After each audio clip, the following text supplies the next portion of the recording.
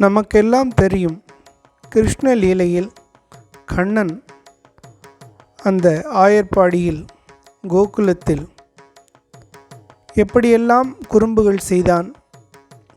அந்த குறும்புகளால் கோபியர்களின் உள்ளத்தை எல்லாம் கவர்ந்தான்.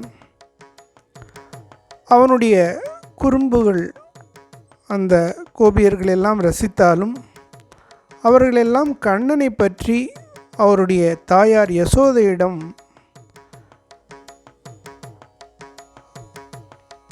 அவனை பற்றி புகார் செய்கின்றார்கள்.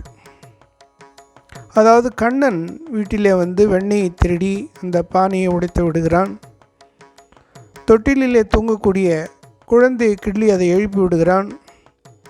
அங்கே பால் கட்டி வைத்திருந்த கன்றுக்குட்டியை அவிழ்த்து விட்டு விடுகிறான். மேலும்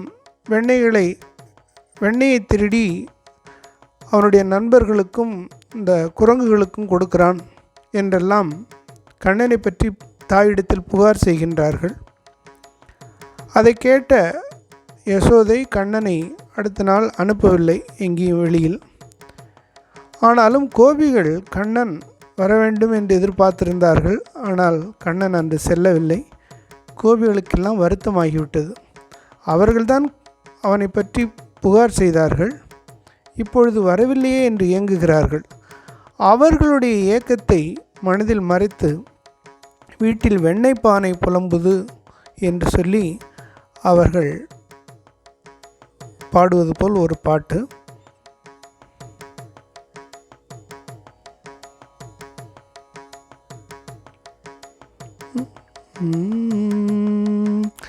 கண்ணன் வரும் நேரம் மிக கடந்ததடி, கண்ணன் வரும் நேரம் மிக கடந்ததடி, வீட்டில் வெண்ணெய் பானை கூட இப்போ புலம்புதடி.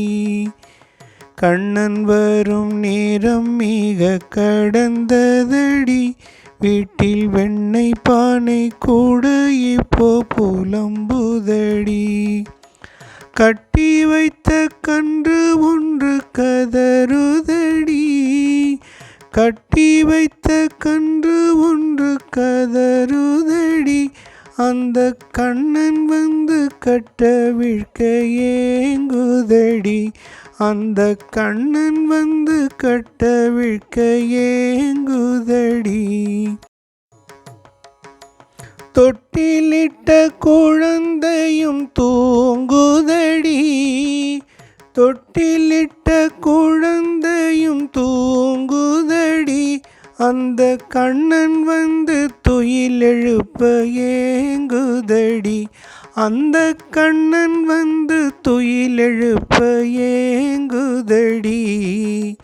வானரங்கள் வந்து வந்து போகுதடி, வானரங்கள் வந்து வந்து போகுதடி, அந்த கண்ணன் கையில் வெண்ணெய் உண்ண ஏங்குதடி.